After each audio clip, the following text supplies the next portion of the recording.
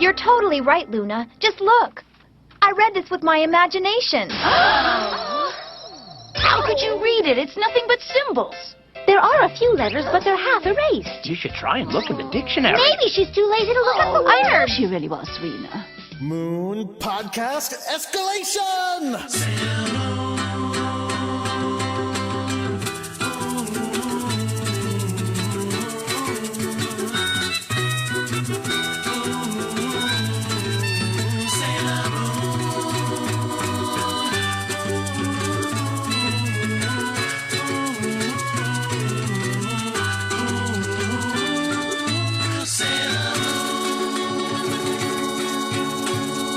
Hello, everyone. My name is Jordan D. White.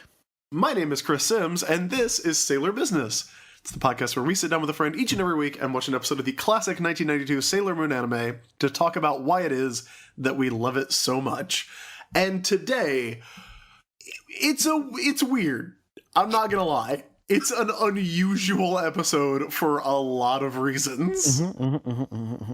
But we're going to get more into why I think Sailor Chibi Moon is actually kind of great, because we are going to be watching episode 104 of Sailor Moon S, Making New Friends, Chibi Moon's Adventure. And to help us talk about that, we have a very special guest. Back from last week's episode, we have Katarina Ardutovskaya. Hi. Nailed it. You got it. Welcome.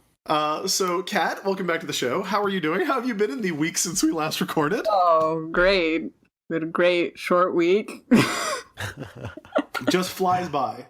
Flies by every week. It's all true. Well, Kat, last time we talked about your history with Sailor Moon, how you got into it as a kid in Canada. But are there any recent Sailor Moon developments in your life? There are, actually.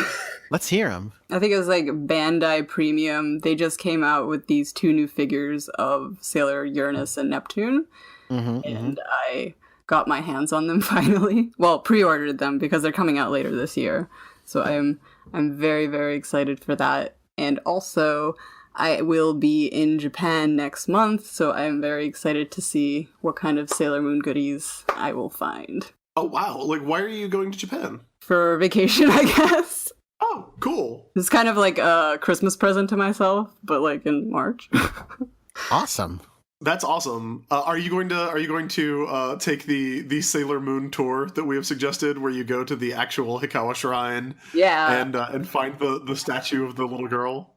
I would really like to do that. Actually, like the first time I went to Japan was in 2015, and it was amazing and insane. It was just crazy. There's just so much to see, and it's so like concentrated that it's so hard to be like do everything that you want to do, because everything's fucking interesting. Well, the good news is that there's never anyone on the streets, so you can just walk around completely unimpeded. There's like, especially in Tokyo, it's pretty crowded. Well, that's awesome. I typed in Tokyo Sailor Moon Tour to see if there was someone like running a Sailor Moon tour, and I don't seem to see one, unfortunately. I mean, sometimes they have like cafes and kind of like theme things. Like I remember like right after I came back from Japan, they had that whole like Sailor Moon 20th anniversary Sailor Moon kind of display of all the like art and costumes and toys and all kinds of things, and I like just missed it. I was so angry. Well, listen, this is, and I don't think we've mentioned this yet on the show, this is the 25th anniversary of Sailor Moon. Yes. This year. Oh, wow. I think we might have actually missed the debut. We'll have to like pin it down and make celebration. Incidentally, it's also the 25th anniversary of X-Men 92 and of Batman the Animated Series. If you'd like to celebrate any of those, hit me up. Hit up your boy, because I have some product recommendations. X-Men 92 available from Marvel Comics. Oh, but here we go. I typed in Sailor Moon Juban Tour, and I found an article called Stroll Around Azabu Juban with Sailor Moon as your guide, and it's got like a guide to like all the different locations. That sounds delightful. I put it in the chat for you. It's oh my god, Jordan. Yeah. The original air date of Sailor Moon, episode 1, A Moon Star is Born / The Crybaby, Usagi's Beautiful Transformation, was March 7th, 1992. So I think as of this episode, I think next week is literally the anniversary of Sailor Moon, the 25th anniversary of Sailor Moon. Yeah, Holy this episode crap. should go up like this is the 20th. It's this one. It's this one. This will be our most recent episode on the 25th anniversary of the debut of Sailor Moon, the anime. 23rd, second. It was what day? March 7th. Happy anniversary! Happy birthday, Sailor Moon! I guess birthday is in June, but anniversary to the debut of the anime. That's awesome. That is crazy. I always miss these dates when they come by. Like I completely missed the 20th anniversary of Batman the Animated Series back in 2012. Yeah. Oh no. Yeah. That was before we were doing this. Oh man, this tour looks so much fun. You're going to be in Japan at exactly the right time, Kat. That's awesome. Oh my god, I'm so excited. I hope there's gonna be like some kind of like special event or something. Fingers crossed. Oh man, because I know they're coming out with like a lot of new merch this year. Yeah, and I have actually heard. It's funny. I had a conversation with Aiden the other day because I got PR about how Bandai Tamashii Nations is expanding their American distribution. Oh, It was like, what is that? And I said, oh, that's who makes the SH Figure Arts, the $50 Japanese action figures I like to buy. And she went, great. she's not a fan. Look, I am sympathetic to the idea that I have probably better things to spend money on than $50 Japanese action figures, but they're very good action figures. Yeah, that's for sure. I think, like, personally, I have, like, mostly Sailor Moon figures in my collection, and, like, maybe some JoJo's Bizarre Adventures, like, mixed in there. But, like, I'd say, like, 90% of it is Sailor Moon stuff. Well, please, everybody out there, tweet us, write us. March 7th, 1992 was the debut, so March 7th, 2017 is going to be the 25th anniversary. Let us know how you're celebrating 25 years of the Sailor Moon anime. We're celebrating with 104 episodes of a podcast about it. Well, Kat, I'm super excited for you. But before we get into the show, I think we're going to take a look at the Sailor Business mailbag because I have a letter to read. Sounds great. So this letter had the subject line "listener email," which I really appreciate because that is exactly what it is. This is from Reed Radloff, who writes in to say, "Hey, Chris, Jordan, and guest." That's you, Kat. Hey. Somewhat long-time listener here, found you guys at episode 67, caught up in about a month or two, and have been with you since. I'm one of those fans that listens to every episode but has not watched the show in maybe 15 years, with the exception of Moon Animate Makeup. Just a few things I wanted to share. First of all, I live in Iowa and visit friends in Austin, Texas every year when we go to PAX South. It seemed like the date had smiled upon us and the Sailor Moon movie would be in theaters while we were all together. The plan was to enjoy some adult beverages, go see the movie, and have a great time. I hadn't seen it since my VHS copy of the original dub, but even then remembered how much I loved it, particularly the Power of Love song at the end. Unfortunately, all the showings were sold out weeks in advance, so instead I went to... What's that? I said Jesus. Yeah. It was like that here, too. Really? Oh, and by the way, there are showings coming up in Canada. So if you were worried that you weren't going to get a chance to see Sailor Moon R, the movie, in theaters because you're in Canada, they have announced showings, and get in on it while you can. Yeah. Because it is a fun time. Back to the letter. So instead we went to iHeartVideo to grab what we could. They had all 3 movies on DVD, but only one not checked out was S, the movie, so that's what we watched, and a great time was still had by all. In your episode for part 2 of the movie, Allison was thrilled with the idea of the Xena flower. When it comes time for you all to watch the Sailor Moon S movie, I beg you to watch the original dub. The only spoiler I'll share is that the villain's minions straight up make the Xena scream every time they're on screen. Yes, they do. Yes, they do. I did, however, catch the movie in a local theater before flying down to Texas. The new voice cast is great, and I'm definitely interested in rewatching the series from the beginning. The second thing I wanted to share was that in Chris's excitement for the end of the Sailor Moon R movie, he neglected to mention that as the camera pans out on the celebrating scouts after Usagi is revived, Ami can be seen turning away from the group before Makoto grabs and embraces her. The movie opens and closes with cookbook. The final thing I wanted to bring to your attention was a comedy doujin I'd come across. From what I can tell, this was drawn by an artist in Japan during the first and second seasons of the Sailor Moon anime. Volume 1 is about Rei enlisting the rest of the girls to help her draw manga. Volume 2 deals with Anne interfering with the girls' study session. The final volume features the gang trying to teach Minako how to swim. If that wasn't enough to persuade you, please at least check out some of the half-page gag strips at the end. Links are provided below. It astonishes me that this cartoon is from 20 years ago and The Other Side of the Planet would have fit in so well as a guest on the podcast. Looking forward to you finishing the second half of this thing. He included some links to the strip. This is a fan translation of a doujinshi, and the first one is called Signature Technique, and it is Ami standing over Nephrite and saying, "Nephrite, I, Sailor Mercury, won't forgive you. Bubble spray!" And then there's just Ami standing in front of a bunch of fog, and then Ami saying, "What do I do now?" Is this made by a Japanese person or is it made by Yes, American? this is made in the 90s by a Japanese artist. Yeah. So they were like, yeah, she's pretty useless. Yeah, brutal. Even though she's like the most popular character, which is, I don't know, Yeah, because she's great. great at studying. So these... You got it. You nailed her. This one is called Refreshing, and it's Tuxedo Mask and Zoisite, and Tuxedo Mask says, Zoisite goes, "I'll take the silver crystal." Tuxedo Mask says, "Wait, Zoisite!" And then, damn, because Zoisite has left, and it's memory at the amusement park, and he's riding on the kiddie train, and then he's looking very focused and intent about his loss of the silver crystal, and then in the last panel, he is smiling and having a good time because he is riding the little train. It's delightful. Yeah, Right. It turns out that whoever this fan artist was who made this doujinshi would have been great on this show. Yep. So yeah, thank you to Reed for writing in. If you would like to write in, if you have thoughts about Sailor Moon that won't fit in a tweet, or you want to let us know about something cool or interesting, you can always email the show at sailorbusinesspodcast@gmail.com. That's what we got. Then let's get to the episode.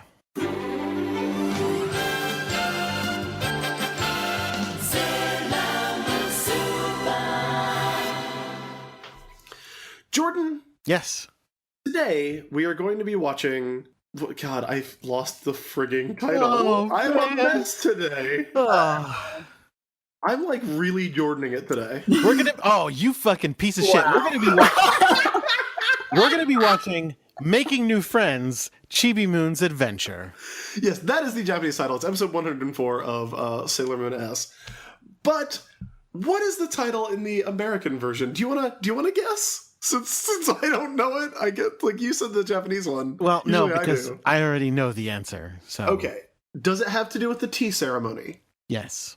Is the word tea in it? Yes. Storm in a teacup. No. Oh, that would have been a good one though. That would have been a good title. Definitely not what they went with. It's a little bit more clever, only a little bit, but a little bit more clever than last week. Oh, okay. I thought you were gonna say it was more clever than Storm in a teacup, and I was like, bullshit, it is. No. That's a good title. It shouldn't be Tempest in a Teacup.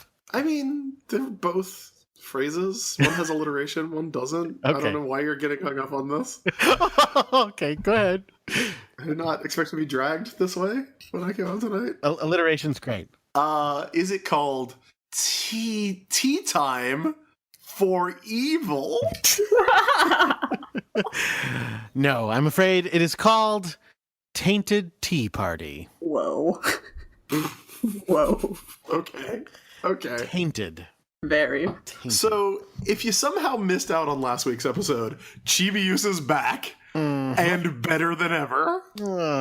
Sure. Well, not better than ever. I guess Wicked Lady is when Chibiusa is back and better than ever. That's her best form. By far her best form. So Chibiusa is back, and she shows up at the end of the last episode, so this is the first time she really gets to kind of hang out and talk to the scouts about what she's doing here in the 20th century. So we open on Chibiusa. It's actually kind of clever because she's, staring directly at the viewer, but also she's talking to the scouts. She's like, yeah, I'm Chibiusa. I've come back to the 20th century to further my training as a Sailor Shinchi. Please be good to me. Yes. I watched this in this morning and it was like, same.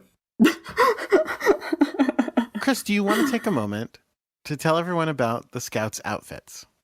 Oh, they're great. Yes! They're so They're great. so good. We actually, someone I think tweeted at us to ask if I had since I'm always talking about the Scouts' outfits, if I have like any background in fashion, I do not at all. Like, just I have no knowledge or expertise about fashion. I just think they have really cute outfits. I think today Amy wins.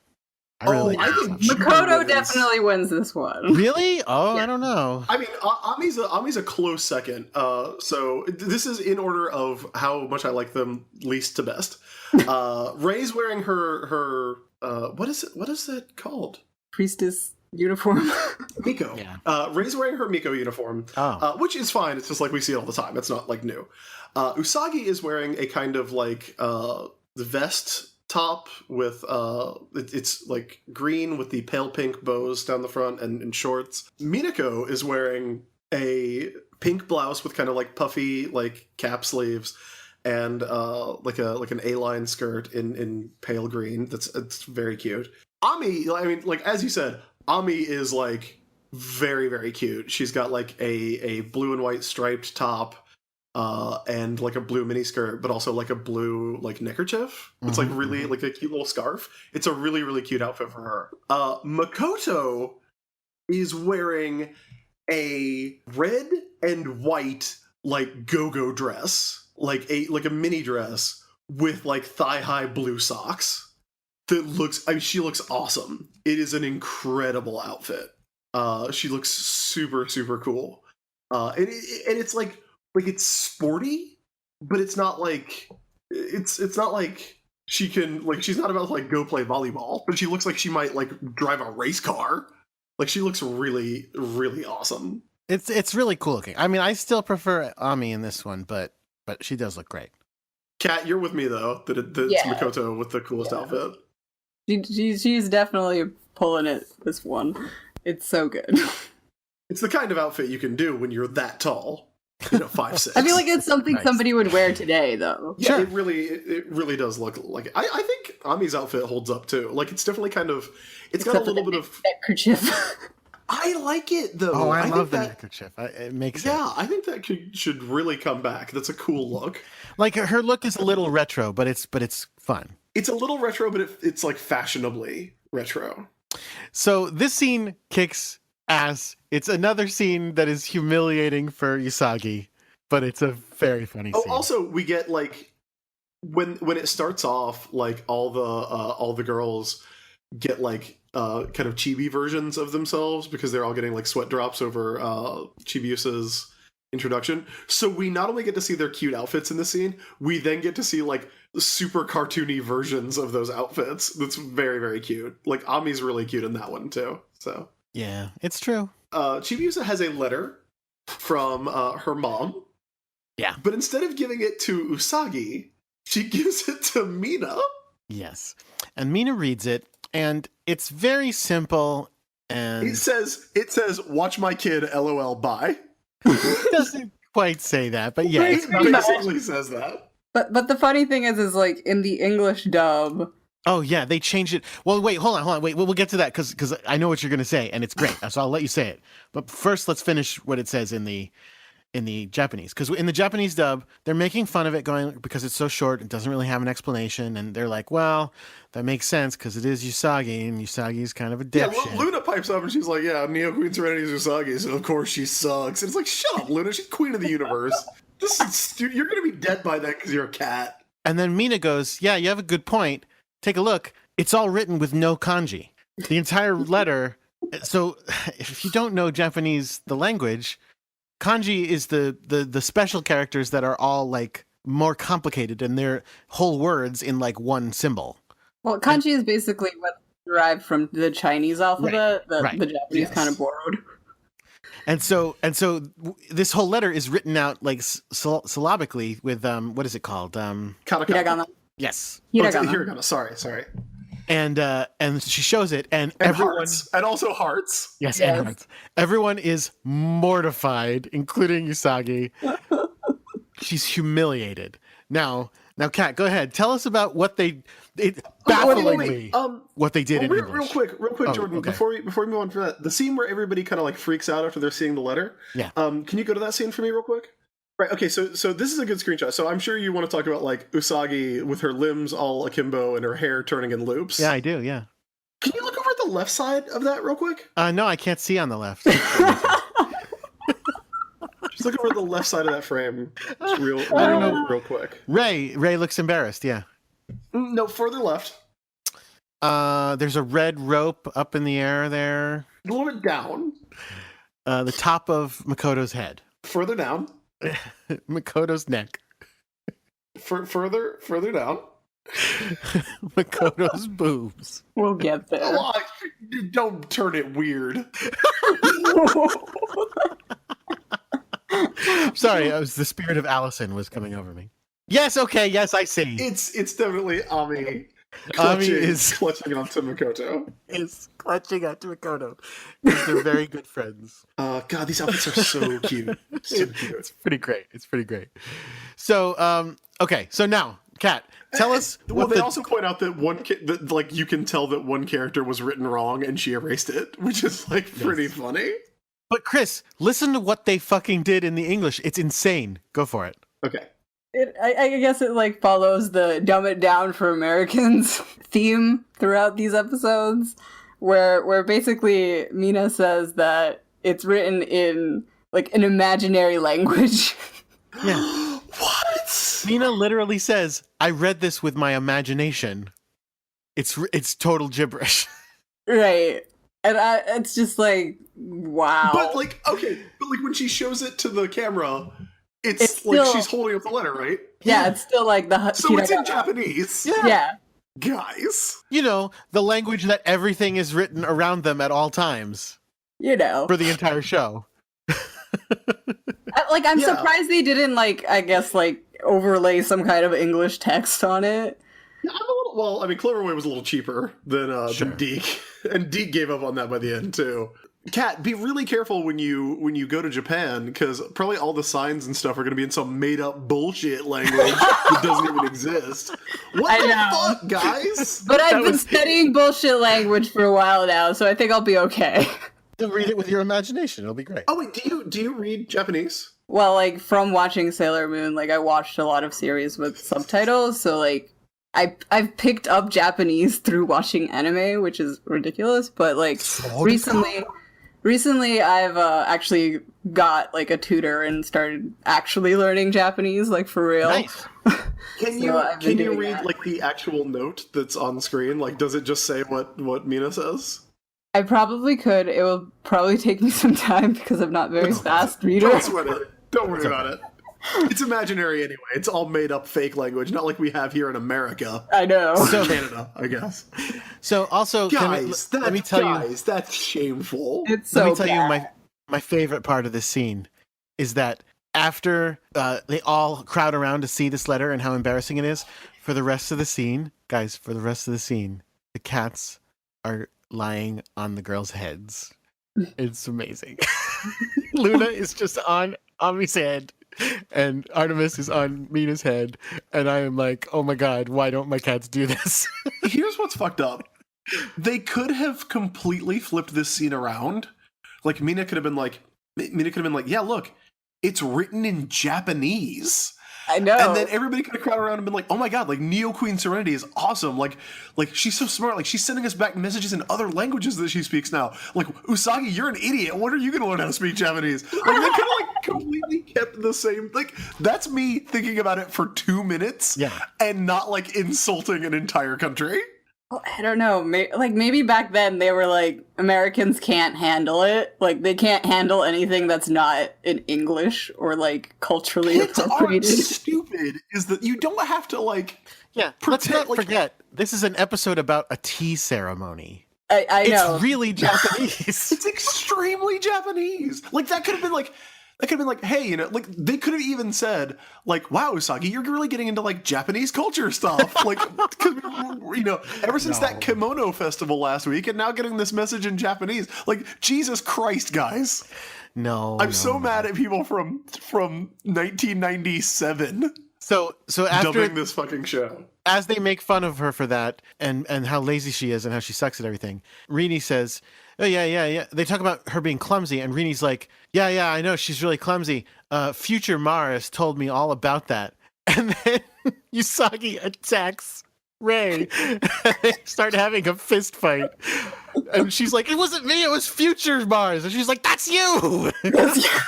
Yeah, well, yeah, everybody who's like, yeah, Neo Queen Serenity is just Usagi, no wonder she's a fucking idiot, is real quick to be like, oh, that's future me, that's not me. Like, God, you bunch of assholes. I'm so mad now. I was loving this episode, now I'm so mad.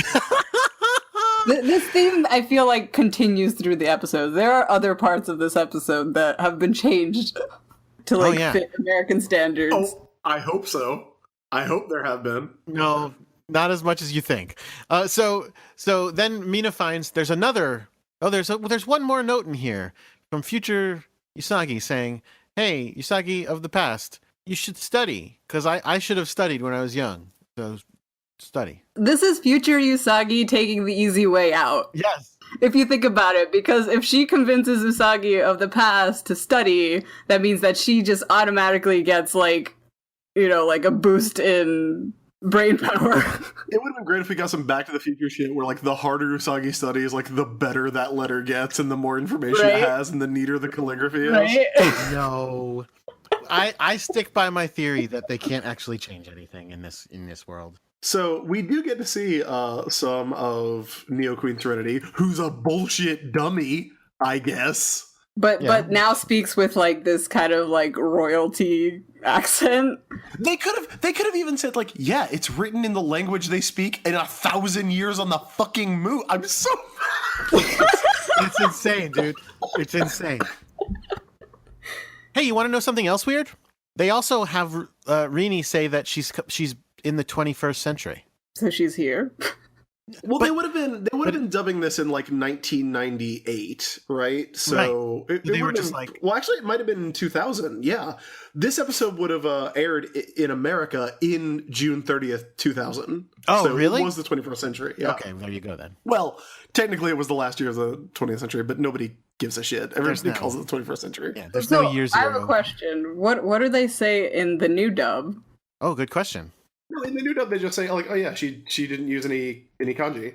Oh, okay. Like, it's just what it is. Okay.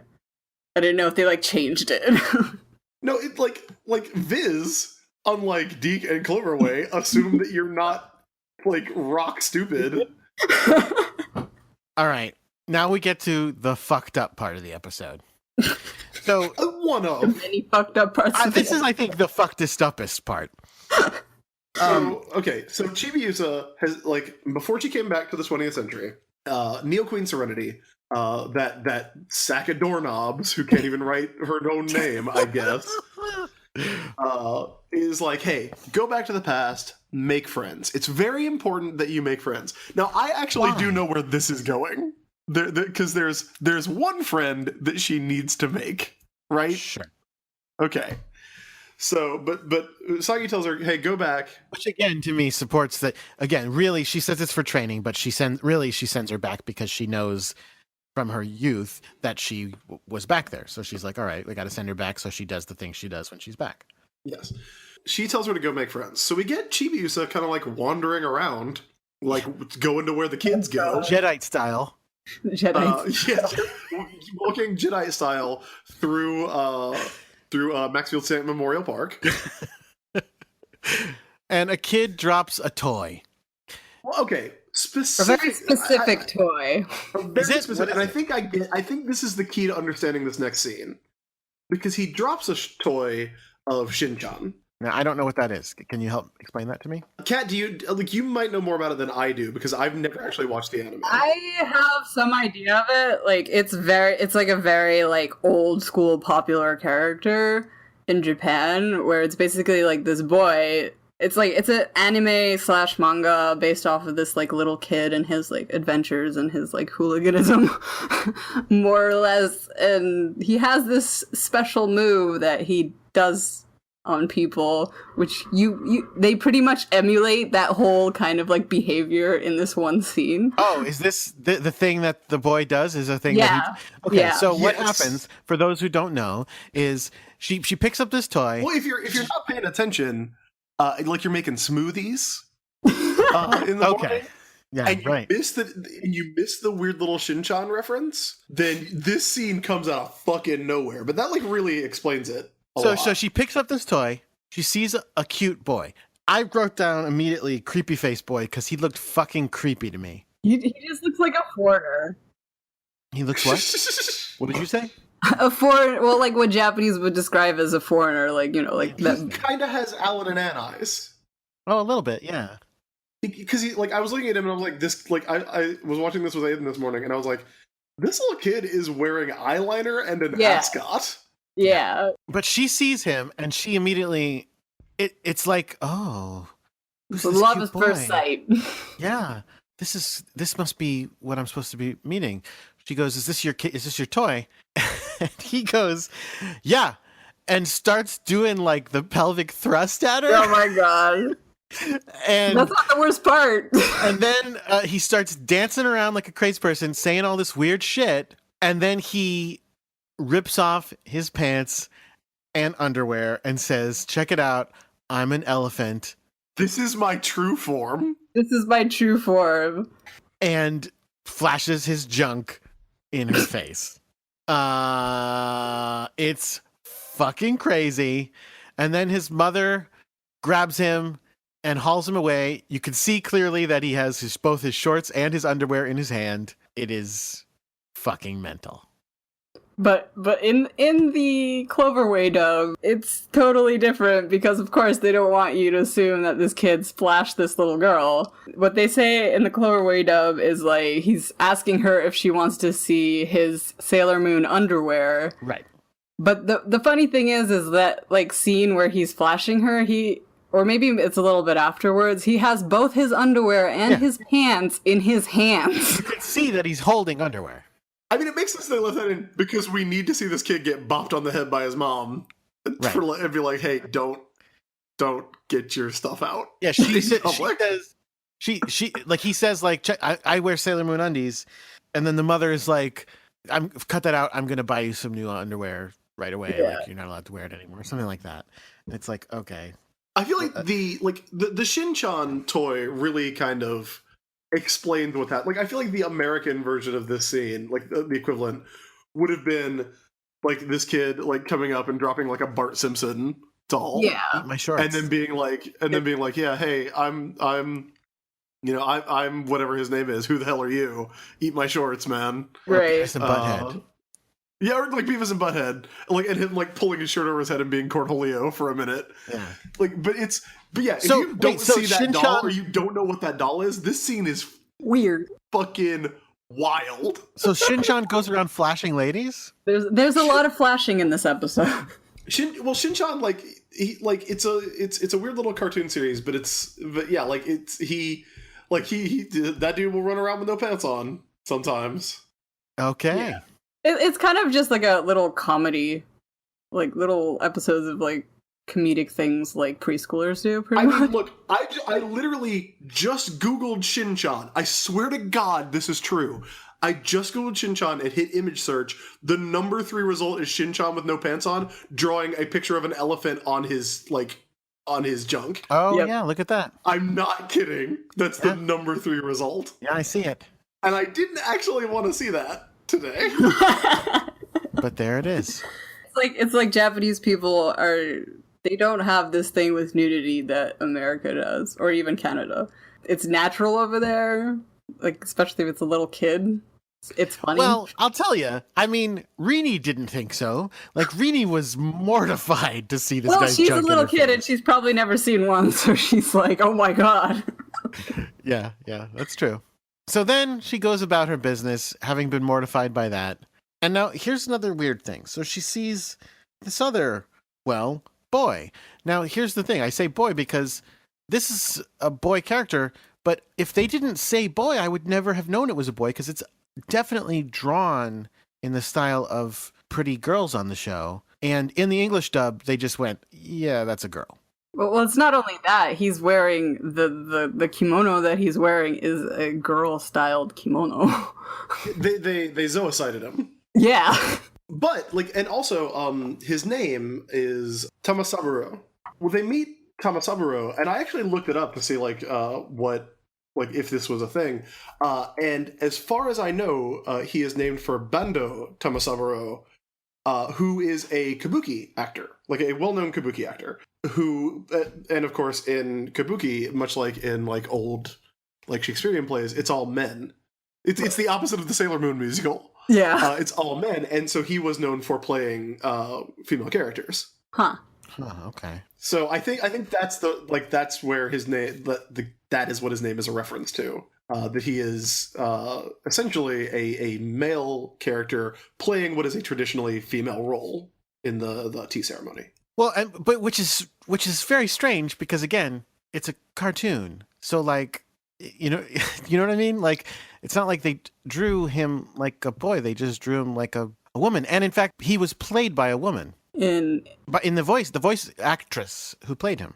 Well, so's Bobby Hill, Jordan. So's Bart Sure. Simpson. Yeah, sure. But that's like a thing. Chris, but what I'm saying is to do a thing where you go, okay, this is a character who looks like a girl, sounds like a girl, is doing girl things, is wearing girl clothes, but we're going to say it's a boy. I'm just saying it's a strange choice. That's all I'm saying. Jordan, that's what Haruka does. Yep. You, much like Sailor Moon, are just discovering that gender is a social construct. No, Chris, because that's in the world of Sailor Moon, Haruka is a real person. Haruka didn't, whereas in the real world that we're in, the people making the show went, let's draw a picture of a girl, have them doing girlish things, have a girl play the voice, and say it's a guy. I'm sorry, can you get back to the part where Haruka is a real person? In the world of the show, it's true. She is real. Sailor Moon, she is real. Tamasaburo is literally exactly as real as Haruka. Jordan, I don't know where you're... No, I don't because know you're what the drawing hang a up is. comparison of Sailor Moon to Haruka is as me to this character. And I'm saying, no, the character is not real. Okay. So you don't want me to ever compare you to Sailor Moon again? Oh my God. You don't want to be compared to Sailor Moon? I Only no, it's fine, it's fine. accurately. Only accurately. So she sees Tamasaburo walking around, and then Chibiusa kind of runs into Mamoru. And I gotta say, this cannot possibly be the same day as the last episode, because the festival happens at night, and this episode takes place in the day, so it's at least the next day. Mm-hmm. I feel like if Chibiusa comes back, the first thing your ass gotta do, Usagi, is call Mamoru. I feel like you gotta be like, hey, guess what? we're gonna be parents again. No, I think she probably told him, because he's not like, holy shit. He's like, hey, Chibiusa. But like this is also like the first time she's seen him. So Yes. Which means, okay, either these are our two choices. Either Usagi did not call Mamoru to tell him that his daughter from the future was back in the present, or No. Usagi did, and Mamoru was like, yeah, all right, I'll catch you later. Like, just didn't come over. Probably what happened is Usagi called Mamoru and said, oh, I got some news, but let's go on a date because I don't want to fucking share you with my disgusting Went to spoiled voicemail. Went to voicemail. No! And they went on the date, and she said, so, turns out the spore's back. And and he was like, whoa, she's back. Because again, that's why when he sees her, he's not like, what the fuck? He's like, there she is. Hey, how's it going? And we talked about last episode that we haven't seen Keiji and Ikuko lately either. Yeah. And are they just gonna get Umbrella hypnotized again? Or do you think that's your cousin? Yeah, sure. Like I am surprisingly into Chibi Moon being here, but there are logistics that I am curious about that we do not get explained. So Chibi just butts in on this date, and it's just the third wheel on a date now. And they all are eating takoyaki together. And Chibi decides that she wants to feed Mamoru, at which point Usagi's like, no way, I feed Mamoru. And they're both just shoving food down his throat, killing him.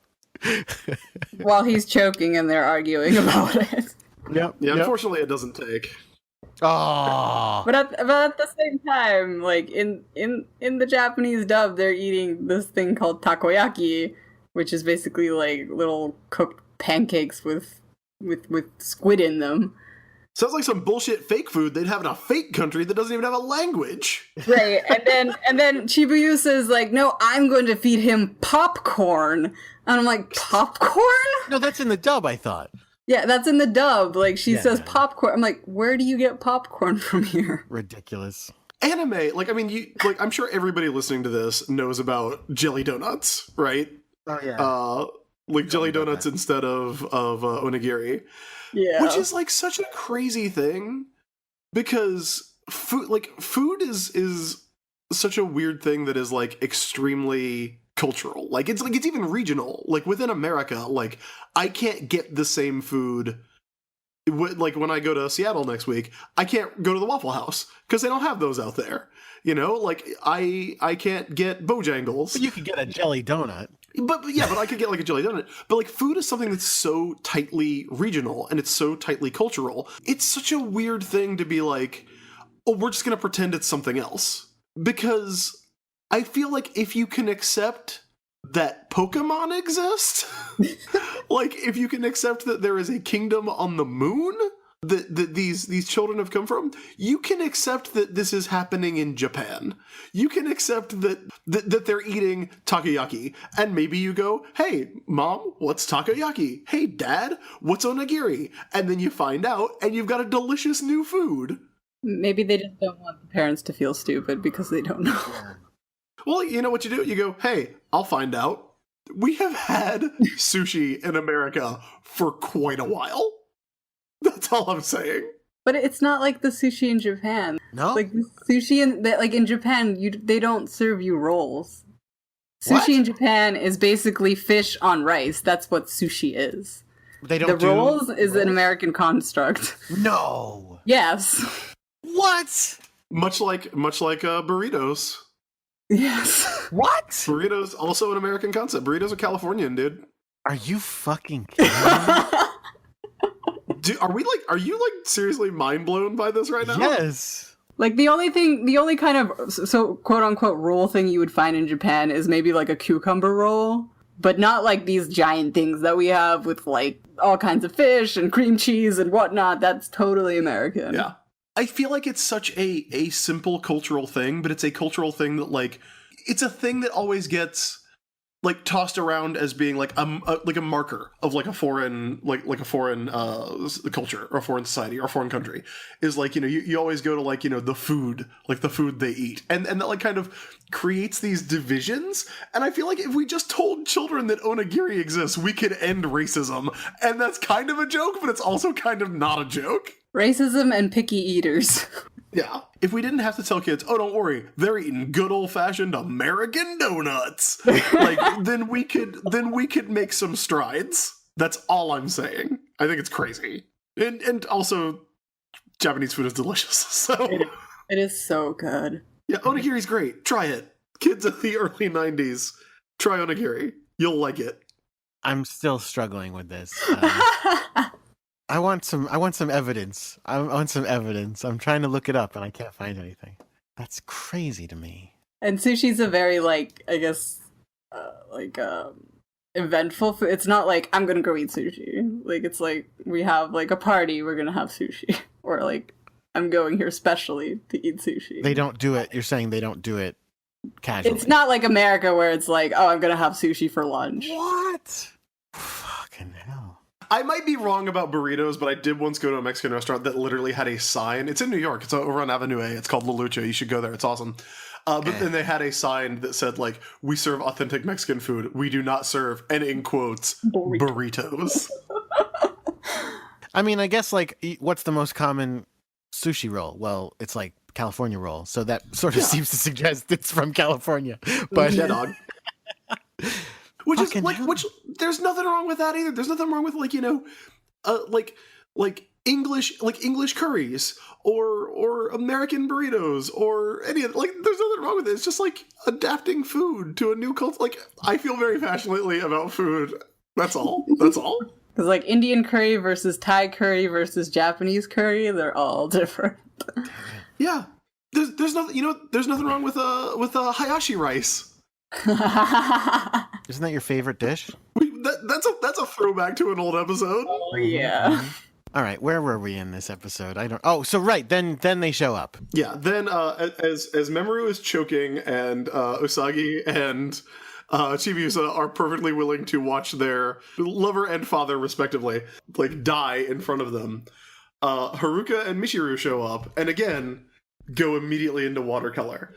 Here's the thing, though. Mm-hmm. They're still dressed in the outfits they were wearing last night. Well, I guess they're not, No, because they're different ones. Michiru is wearing a different kimono, but Haruka's not. So I feel like in my head they hit that Juban festival, and like this is the next morning, and they're walking home hungover. I don't think you're right about that. She's wearing a very different outfit. They're wearing it for a specific thing that they're going to. Yeah, in my notes, I put down, why are they still wearing robes? And then I realized, as soon as we find out, it's because they're going to the fancy tea ceremony. But, I guess you're right. They are wearing completely different outfits. I did not notice. But both, everybody is in love with them. Chibi is like, oh, look at them. They're so beautiful. And then, much like Talking Cats, Usagi just casually talks about the fact that she's her mother in the future in front of everyone. And that Haruka is a girl, just so that you know, because Chibi Moon makes that comment of how they look like her parents from the future. Yeah, and this season's it's a very weird, right? Mm-hmm, like in its treatment of Haruka. Like we've talked about it before. We've got a lot of letters on it, and I love getting those letters. And it's like it's interesting, strange stuff.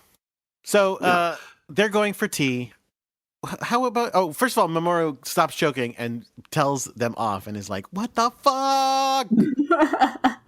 Legit. I'll give him that one. That one's legit. And the ladies say, "We're going for tea. You want to come?" And Usagi's like, "Yeah, I'll come for tea. Like tea is code for like pigging out on snacks, right? Because I'm into it." Of course. No, it's code for we lure you somewhere and murder you to get your heart. That's the usual thing. This is kind of the first time we've seen them that's not what they're doing. Yeah, actually, is it? Wait, hold on. I mean, again, they are going to the place where the heart situation is happening. So maybe they are. Maybe they were just, again, a scene we didn't see earlier was them going, "Oh, that tea ceremony was really impressive. I know, it must have taken a real pure heart to do that. Oh, do you really think so? Well, then maybe we should go again. Yes, I think we should." Okay, so they are. So they are on the job. Yeah. They're always on the job. That is true. There's never an episode where they're just like lazing about. I mean, there should be something where they're just like out getting groceries, right? Like you have to stop working at some point. No, they are like that like iconic Japanese like always working all of the time thing. They shop at Pure Heart Groceries just in case. So the joke is on Usagi because it's a formal tea ceremony, which Usagi seems completely unfamiliar with. Well, because she doesn't give a shit about cultural stuff. Yeah, but I thought like I know that the tea ceremony is like an important thing in Japanese culture, but again, like I will freely admit like my relative ignorance on this. I assumed it was something that maybe not everyone had experienced, but that they would be like familiar with the mechanics of. I mean, yes and no. Like going and being like, okay, salad forks on the outside, soup spoons on the outside. No, I mean, I think it would be more in line with like if somebody was like, Chris, go to high mass and do all the things you're supposed to do. That's okay. That's a good point because I would have no idea how to do that. Right. Yeah, I feel like in Japan, like people know about the tea ceremony, like it's a thing they know about. Like in this case, I feel like Usagi was thinking of it more like the American kind of like, or not American, but like British tea. Yeah, tea time. Where they have cakes and stuff. But like the actual ceremony itself has like a lot of rules and it's kind of like almost like a dance. And you have to learn these things. Like how to hold the bowl, how to like drink it, like the whole, it's very aesthetic kind of I think thing. my first experience with it was in Ranma 1/2, where they were doing like tea ceremony martial arts, of course. Yes. Oh my god, so good. I mainly know about it from Usagi Yojimbo, which if people out there aren't familiar, it's like literally one of the best comics of all time. It's by Stan Sakai, and there's an issue that's literally just the tea ceremony. it's just like 20 pages of him drawing a tea ceremony, and it's like a fantastic issue. But it's like really the only time I've been familiar with it, because as we have talked about on the show before, I only learn things from comic books. Yay! I've learned a lot of things from comic books. That's not a bad thing. Yeah. Now, obviously, Usagi Yojimbo takes place in like a fictionalized kind of furry animal version of the, I think it's the Edo period. So things are a little bit different. You know, Usagi as a samurai would be expected to know way more about the tea ceremony than Usagi Tsukino, who is a Cancer. Her blood type is O, and she's a bit of a klutz. Yeah, he's an actual Usagi. He's a literal Yes, rabbit. he is a bunny rabbit. But if you have not read Usagi Yojimbo, like, highly, highly recommended. It's great. I love that you called him a bunny rabbit. You didn't just say He's rabbit. a bunny rabbit. Jordan, have you not noticed that I say things like bunny rabbit and kitty cat on this show all the time? Pretty cute. Yeah, I know, but now we're talking about a samurai warrior. I thought you'd formalize it for him, but no. So anyway, Usagi is completely dumbfounded by this event happening. In comes what's the name of the character again? Tamasaburo. Tamasaburo, yes. Tamasaburo. And comes in and begins the tea ceremony, and everybody else, well, not everybody else, obviously Chibi doesn't know what to do, but everybody else there, like Mamoru and stuff, they all know how to bow the right way, and et cetera, et cetera. Then we cut to Professor Tomoe, who is also making tea. Yes. This scene is so good. He's just making tea. He's liking it. He's doing his own little tea ceremony, whipping up some tea, and then he immediately drinks it, scalds the inside of his mouth, spits it out, and smashes the teapot.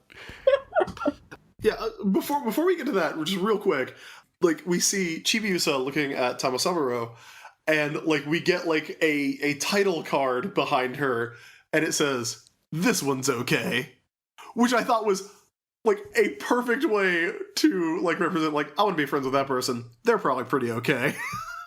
Like, it's a very adult way of looking at someone. This one seems sane. Yeah. Yes, as opposed to everyone else around her at all times. Oh. Tomoe's tea ceremony, we get like some really good Tomoe animation. It's like, he's so creepy. I love him. Mm-hmm, mm-hmm. So then he calls back up Witches 5, calls back up Eugil, and Eugil's like, okay, you want a tea person? All right.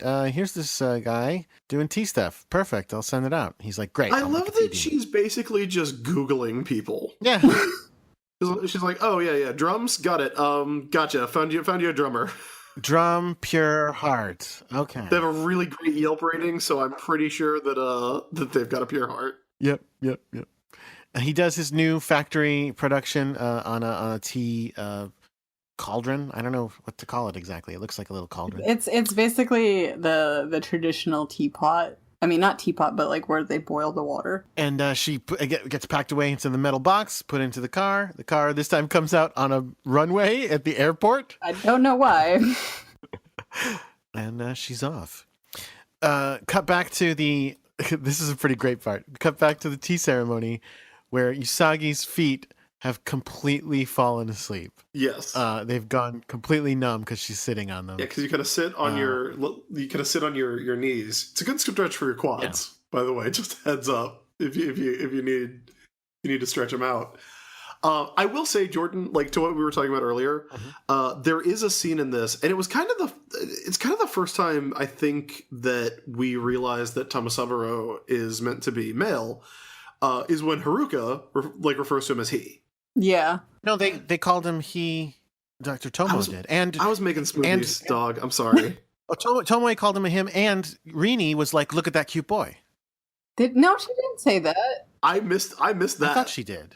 She doesn't say anything in the Japanese version. It's just like the word like kawaii, like he's not particularly he or she, like just cute. In the English version, I know she says a whole bunch of other things, but I think like it's towards like him being a girl. But like there has not been like a gender specific. You're right. This is so cute. You're right. Until I think this moment. Until Tomoe and Eugil definitely. I missed it with Tomoe, but like because Haruka says it in this scene, I kept expecting like I kept expecting an Usagi reaction to be like, you mean he's a boy? But like, we don't get that. So like, I was actually kind of surprised because this entire season has been like a weird, let's experiment with gender identity on Sailor Moon. And somebody mentioned that his name is slightly gendered. The name, Yeah. Yeah, his name includes the character for son. right. As in like a male child, not like the sun in the sky. Yeah. Usagi's legs are going numb. She wants to go home. And oh god, it's like I was watching this being like, Usagi, don't do this, Usagi. Don't which thing? Well, her legs are going numb. She's obviously like her feet are falling asleep. She and Chibi used to spend some time like punching each other in the foot, which is because Chibi starts shoving all the like, I don't even know what that food is, like shoving them in her mouth. dumplings. It's dumplings. It's dumplings? Okay. And It's jelly donuts. jelly donuts. It's jelly donuts, yes. Usagi points out that, no, check out, the classy people are all doing it slowly and classily with rose petals flowing over it, cherry blossoms flowing across them. That's how you're supposed to do it. So Chibi gets embarrassed and then just punches Usagi in the foot so hard, and Usagi freaks out in, again, great animation. Yeah. Tamasamuro is like, oh, hey, I'll do something to take your mind off your feet falling asleep, and starts doing this like elaborate, like, you know, spinning a teacup on the little thing that you like pour the tea with, like the kind of long ladle, The water ladle. and then I think it's Michiru is like, yeah, that teacup is like a national treasure. It's like, they say it's worth $1 million. Well, 1 million yen. Well, they didn't say $1 million in the subtitles, so they only switched that over. Oh. It's worth 1 million jelly donuts. Okay. It's worth millions. Says. Yeah, it's worth millions. And Usagi's like, millions? Don't, no, you're gonna drop it. And Usagi like gets up and starts on her like numb, asleep feet, like flopping over to this person performing an elaborate Japanese tea ceremony. And I'm just like, Jesus Christ, Usagi, why are you doing this? Like, this is the worst. Okay. This is like, because this is her being a fucking idiot. And I hate it. This isn't her being like good-hearted and kind of well-meaning and just like lazy and clumsy. This is her being stupid. Well, she is being well-meaning. She is, but like no reasonable person would do what she does. Well, again, it's okay. She ends up getting stepped on by everyone. So literally, she learns her lesson. Yeah. So because Mamoru, Michiru, and Haruka, the adults in the room, like all we actually get like a really funny scene where everybody has like an action pose as they go into action to catch the teacup. Mm-hmm. And I love that like Michiru gets the like hand by her face, like Naruto ass pose. But yeah, it's fun.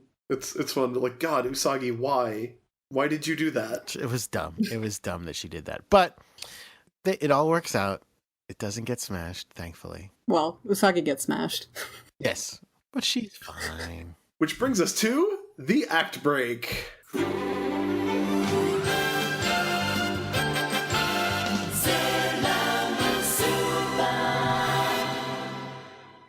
Cut back to a cafe where Chibi and Usagi and Mamoru are having a post-tea snack.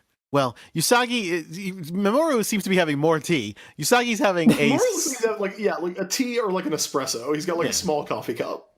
Usagi's having a crazy sundae of some sort with like, I mean, it looks like it has like carrots coming out of it, but that can't be right. So I don't know what the fuck is it. I think it's oranges and maybe apples. Okay, that's also kind of weird for a sundae. And also like 4 sticks of Pocky and a cherry. Yep. And chocolate sauce. Chibi is having a green fizz of some sort, like a green soda. Melon soda. Okay, melon soda. That makes sense. That's the thing. I guess that's a very tropey kind of Japanese drink, where they basically it's green but it tastes like melon, and sometimes they put like ice cream in it, like a float. Yeah, that sounds good. This is where Chibi is finally like, yeah, Mom told me to come back and like make friends, and Usagi's like, friends? I'm fucking great at friends. Why didn't you tell me? I could like make you so many friends, which I absolutely believe. Well, although she does, she has to kind of grudgingly agree to help her because first Usagi or Chibi is just sitting there dissing her, going, "You embarrassed me in front of everyone." Which, again, is mega legit. Like, yeah, Usagi, hey, dumbass, you almost broke, like, a national, like, Jesus, what is wrong with you in this episode, Usagi? She's a 5-year-old. She shouldn't know this.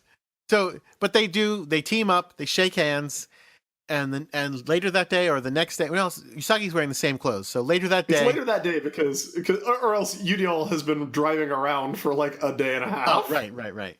So later that day, Usagi has given Chibi one of her old kimonos to wear, and it's obviously way too big for her, and it's very funny, and she's trying to march down the street in it to go and become apprentice to the tea master. Yes. But then they're almost run over by a white hatchback Subaru. Oh, shit. It's Eugene. And UDL pulls a fucking Rockford Files move with his car, like slams that shit in reverse, backs into a driveway. It's like, again, there's some Dominic Dom Toretto, Brian O'Connor shit going on right now. Yeah, it's pretty crazy. So then they run off to go help, and then we get a ridiculous scene because Usagi gets stuck in the like fence or whatever. Well, Chibiusa dives through this little gap in a fence, right, and so that she can get into Tamasaburo's house. And Usagi tries to follow Which is like her. really tiny, like if you look at it. No, but here's the problem. And then Luna goes through, and then Usagi gets stuck, and Luna is like giving her so much shit. Like, yeah, Luna, Usagi's like, yeah, I can't get through, I'm stuck. And Luna goes, you need to go on a diet. ah, Fuck you, Luna. that's absurd. Usagi is fucking microscopic. She's like less than 5 feet tall. She weighs probably 6 pounds or some shit. That is a hole that no person could go through if Usagi is stuck in it. There's a lot of like fan art that like draws Usagi like a little bigger, which I think is like fine. It makes a lot of sense. Like I think, Usagi's defining traits are that she's lazy and she likes to eat a lot, and that does, those obviously aren't the only reasons that you could have like a larger body, but it's Usagi even talks up to herself about how she like feels fat sometimes, and all the other characters like, yeah, you're gonna get fat, like you need to go on a fucking diet. But like if you're gonna do that, like I think it would be, I like the fan art of like a larger Usagi. If you're gonna do that, don't have Usagi be like a tiny little bird. I know. Like being yelled at by her shitty cat. Yeah. This bird just like lands on her butt and just starts poking. And also, don't do that. Like, forget if you're gonna do that. Just don't do it. Just how about you don't do it? It's pretty ridiculous. I do like that Udiel just fucking tears ass through Tamasaburu's backyard, fucking up everything. And when Tamasaburu comes out, she's like crashed into a fence. She's like fucked up some sculptures. And she like leans out of the car and goes, did I hit something? Udiel rules. Yeah, Udiel's pretty great. Or Ujiel. I still am like hung up on this. Udiel, Udiel. I don't know. You dial. I think I said it Udiel once last episode. It's all over the map. But she whips out her heart blaster and blasts the fucking heart out of that little boy. Girl. Well, depending on which one you watch. So in runs Chibi, and Chibi transforms. Oh, are we going to get an elaborate transformation sequence for Chibi Moon? No. Nope. She falls flat on her ass and just transforms on the ground. Bloop. And this is like, we've talked before about what do people who are outside the transformation see when they transform. And I think this is as close to an answer as we're going to get. Like, we see this on Power Rangers sometimes, where like when the show doesn't have time for the big transformation sequences, they'll just like, flash of light and they're in their uniforms. So like, I'm guessing this is what you see if you watch Sailor Moon transform. Like, you see a flash of light, a bunch of hearts spiral out and then spiral back in, and it puts on, the next time you see them, they're in their Sailor Scout uniforms. Makes sense. That's what I think. But I also think, like, we don't get a transformation sequence because she is, like, ass over tea kettle on the ground. Right. Maybe we'll get one. I feel like it's either that or they just ran out of time and didn't have time to like finalize the transformation sequence animation. That is also a distinct possibility. They were like, let's just put this in here. It's fine. So I love this part because Chibiusa runs in front of Tamasaburo and like goes, no, don't hurt him. And Udil like just immediately goes, fine, fucking Diamond, pop the trunk, let's get this over with. And so Chibiusa's trying to make her speech, like her in the name of the future moon, I'll punish you. But there's like this explosion and this pink cloud as the monster comes out, and Udil's like, I can't hear you. I don't know what you're saying, which is such like a dick move. Yep. I love Udil. She's great. She's amazing. And she does her one-handed rip off of her lab coat again. And this time there's a tea ceremony monster with the like tea brush on its head and like a flying pillow that it flies around on. I did not catch this monster's name. Chagama. Chagama. Two Okay. two A's in the middle. Chagaama. Cha is like the beginning of like Ocha, which is tea. So I guess that part is in there. I don't know what the rest of it is though. Let's see. Apparently it has the same pronunciation as the word that means tea kettle. Mm. Although they only have it with one A here on the internet, even though it totally had two A's when I saw it, but whatever. Her hairstyle resembles the tool used for preparing green tea, and it's yet another monster who's in another story, Chris. Eventually you'll get there. For Sailor Moon, another story, I mean. Oh, okay. I thought you meant like just another story. No. $1,200 a month Patreon goal. That's what it's going to take for me to figure out how to make a video of me playing a video game. We'll get there. So before Chagama can really do anything, like Chagama kind of wraps up, and I wish I was more familiar with the tea ceremony to kind of explain what was happening here. But before Chagama can do much of anything, all of a sudden the world is shaking and we are deeply submerging. It's all true. Neptune and Uranus show up, and as always, again, do they actually help Chibi live this time? Sure, for a second, but then they don't really do anything useful. Well, this is another one where they're like, oh, yeah, you still suck, Udil. This is not a talisman. It's just a pure heart. And then they like give it back to Chibiusa. And I love Udil because as soon as she hears this, she's like, oh God, I can't believe I fucked up again. She gets back in the car and goes, hey, Chagama, just whatever you want to do, cool. Like, I'm gone. And in fact, in the new dub, the Viz dub, she goes, I'm gonna go get a cup of coffee and a massage. Have fun. Which I love. That's the best. I love like villains who are only villains because it's the job. Sure. And yeah, and Chagama is like, she's so fucking selfish. And then when Chagama turns around to fight the Sailor Scouts, Neptune and Uranus are gone. It goes, wait, where'd they go? And then Chibi's like, what? Where did they go? Then, Kat, then we get to the part that you were talking about before. Yes, then we get back to this Pink sugar heart attack. Pink sugar heart attack. Once again. This pink sugar heart attack is so fucking good. Kat, do you want to talk about it? Yeah, she's doing her attack, and it's finally like coming out of the little wand or whatnot. She gets the full animation too. Like she gets the full attack, and it's like spinning around heart background attack animation. Right, and then like it only goes like so far. It doesn't hit the monster, and the monster is kind of like waiting for her to, I guess, hit the monster, and she's just sitting there like Chagama starts drinking tea. It's fucking she's sipping great. her tea, like waiting for Chibi Moon to like do something, and Chibi Moon's like slowly edging towards her. And then finally it starts like bashing her in the face. And the best part is like when you see it hitting her in the face and you finally like get look like over her shoulder at Chibiusa hitting her. Chibiusa has like once again like arranged herself into the pose. Yep. Like it's right. Which means like she had to like walk forward, like she had to do the attack, walk forward, get back into the pose, and then point the thing at Chagama. I love it. It's pretty funny. No fooling. And especially because when they're in the wide shot and they show her like inching forward, they don't animate her at all. They just slide her a little bit. Oh yeah, it's great. She's behind a rock Yeah. for a little bit, so that it works. It's pretty funny.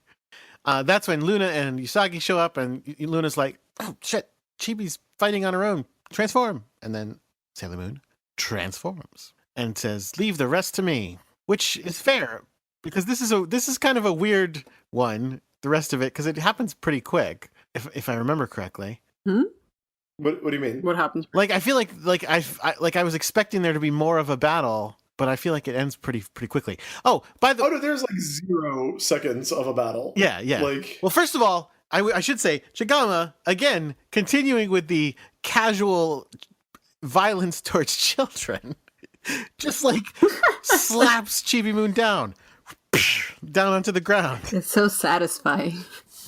Oh, gee whiz. Like there's 2 monsters in a row who are just like, oh, look at this stupid kid. Boom.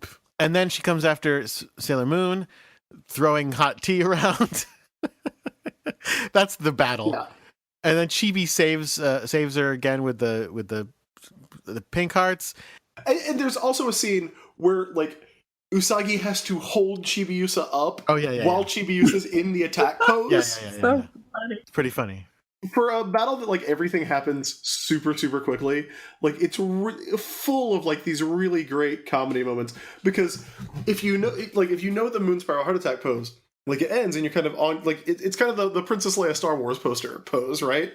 Like one leg out, one leg bent, but you also have like the arm holding up the scepter and the other arm kind of like thrown back.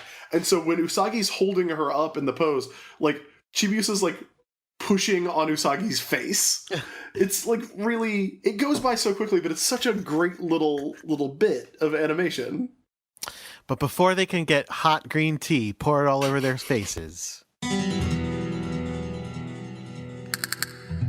the promise of a rose comes and saves them once again. Yes, he roses the tea out of the monster's hand. Tuxedo Mask is here to tell us about the true essence of the tea ceremony. This motherfucker doesn't even get in the yard. He's in the neighbor's yard. Yeah, he's next door. He's like standing on like a ladder or something. Yeah, I'm watching it with Aiden this morning, and Aiden's like, look at this Wilson from Home Improvement ass piece of shit right here. But yeah, he is, like, because you're right, it's a tall fence. He is on something. He can't be standing on the ground. Yeah, and then Chagama starts to undress and says, Then it gets weird. Yeah, I don't know where they're going, given the like what happens earlier in this episode, like between like the Shinchan kid and Tamasaburo like being like a boy and kind of being mistaken for a girl. Like it feels like they're gonna go for some like weird, like kind of transphobic joke, but it gets like cut off immediately. It's just like super weird, right? Like it is super weird. And then because then she does the heart attack, Sailor Moon's heart attack, Moon Spiral heart attack, and the monster is like, wait, no, I wasn't ready, and then gets killed. I just find it funny, like how like the monster is like, I'm gonna show you how entertaining I really am, and the only person who realizes what's going on is Tuxedo Mask, and Sailor Moon's like, what? Like, do you have the scene of her just like not really understanding what's going on? Yeah, it's totally weird. Like, oh, okay. Yeah, so Chagama gets trucked in the face with a heart, turns back into a teapot, which poops out a diamond egg that then cracks, and the evil spirit is gone. And then Chibi thanks Sailor Moon for saving her Yeah, life. and like Tuxedo Mask just kind of like leans on the fence, like he's like, "What are y'all doing all around this side?" It's cool. It's a cool move. Piece of shit. Fucking hate him. So later that day, again, Usagi is again walking Chibi in the kimono to the tea place. They see Haruka and Mashiru like kind of book out of there, and they're like, huh, wonder why they're booking out of there so quickly. And then we get to probably the reason that they officially said, let's just make this a girl in America. Yeah. Tamasaburo has, rather than the traditional kimono, Tamasaburo has been inspired by a dream to... No, it wasn't a dream. That's what It he was says like- in the Japanese version. he says, I've been inspired by a dream, which gives me, like, I kind of want to talk about this a little bit, because we always talk about, what do the other people see? Like, how do they know what Sailor Moon looks like? Because everybody's in a fucking coma whenever Sailor Moon shows up. And I guess they, like, kind of see them as kind of like a hazy dream sort of thing, which makes a lot of sense. But Tamasaburo has been inspired by a dream to dress as a Sailor Scout. Her magical boy. A magical boy. And gives the speech that is staged like Sailor Moon speech. I am the pretty headmaster of etiquette and practice. I am Sailor Tamasaburo. Yay! And does like the pink spiral heart attack, or the moon spiral heart attack pose with the like spinning teacup. And everybody's like, fuck this! When I'm like, why are you not like super into this? Like, shouldn't Usagi love this? They literally like run away. Yeah. Like, I am scared of this. They flee from ideas that challenge their notions of gender. Yeah. It just seems really weird. And that is the end of that. So now it's time to talk about what we learned from this episode. It's time for Sailor Business Says. Kat, we'll start with you. What did you learn from this episode? I learned that you have to study hard, otherwise you're going to be writing in imaginary languages when you're older. Still true. So mad. I learned how to do a really good elephant impression. Oh, that's even worse. Oh. How about you, Chris? I learned that if you go to Japan and you see like a traditional Japanese tea ceremony, this extremely culturally important tradition that's been passed down over hundreds of years, fucking bum rush the stage. Why not? Who gives a shit? Jesus Christ, Usagi. Oh, poor Usagi. And that is the episode. Again, like much like the last one, it's all over the map. There's some weird and kind of like super dodgy stuff in this one, like which is not terribly surprising for like 1995. But I still think overall this is a fun episode. There's a bunch of weird stuff going on in it that I kind of like. Kat, what did you think of this one? I don't know. I really liked it. It was like there was a lot of really weird, funny moments that I really enjoyed. Especially like I guess you getting to know like Chibiusa as a Sailor Scout now more than like her annoying save me self in previous episodes. So I definitely enjoyed that. Jordan, any final thoughts on the app? Yeah, I mean, I didn't...